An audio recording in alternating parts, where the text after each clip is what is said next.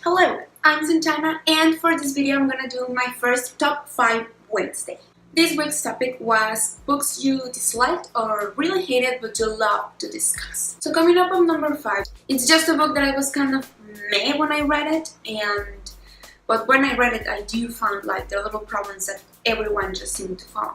And that book is The Golden Compass. Now, when the movie came out, I loved the movie. I absolutely adored it, the world and everything around it. So I decided to read the book, give it a chance. And honestly, I'm not religious, but I could find like the pinpoints and the highlights that everyone found problematic. And I got why they were problematic. What found it really interesting in my discussions was that sometimes I was like in favor of the book and sometimes it was like not so much in favor of the highlights of the book. It's a mixture of feelings that I felt from the book, and it's a mixture of opinions and the problematic that I found in there. Now, number 4 is Anne Frank's diary. This book, I have so many problems with this book. It's not even the book itself, but it's the people that read the book that surrounded me. This is the only book that my whole family has read.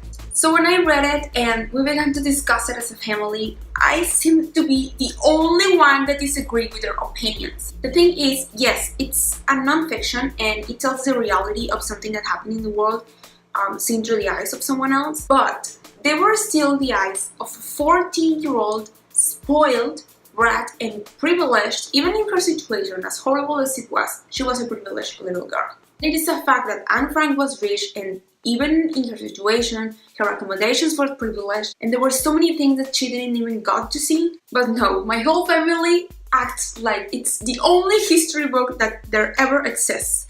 And it really annoys me because I really... Now my book number 3 is Pride and Prejudice by Jane Austen.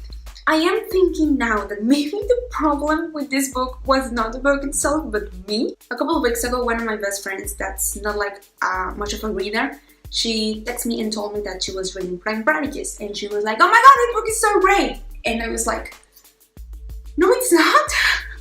I told her like, "Oh my god, I hated that book so much." I get that in its time, it was like a really revolutionary book. It was like a big deal and it was a very feminist book. But what really annoys me is that 90% of the world female population seem to love Mr. Darcy. What the hell do you see in Mr. Darcy? Mr. Darcy will be the least person I will want to marry with. Mr. Darcy is at the bottom of my fictional boyfriend's list, under Voldemort. Because Sam Riddle was hot, like, you can't deny that. Like, what? Everyone that seems to like Mr. Darcy, they just seem to like him because he was romantic. What did he did in the books that you found romantic? It's just, I'm sorry, I don't like Mr. Darcy. I don't get what anyone likes Mr. Darcy at all. Now, on spot number 2, there are Sarah J. Maas's books. Now, there's a really long story of my history with Sarah J. Maas books. But long story short, I loved the Throne of Glass series. Like, it was one of my favorite series ever. But I read the second book and something happened at the end of the second book that I was like... Then I was like, okay, you know what, it doesn't matter, I'm just gonna ignore that. I'm gonna keep reading the series because the series is amazing and it's gonna go amazing directions. And then something began to build at the back of my mind. Something that kind of warned me of the problematic things that I was going to have if I kept on reading her books. So when the third book came out and I didn't read it right away, and a little bit of comments began to pop up. Then the other series came out and I didn't read them.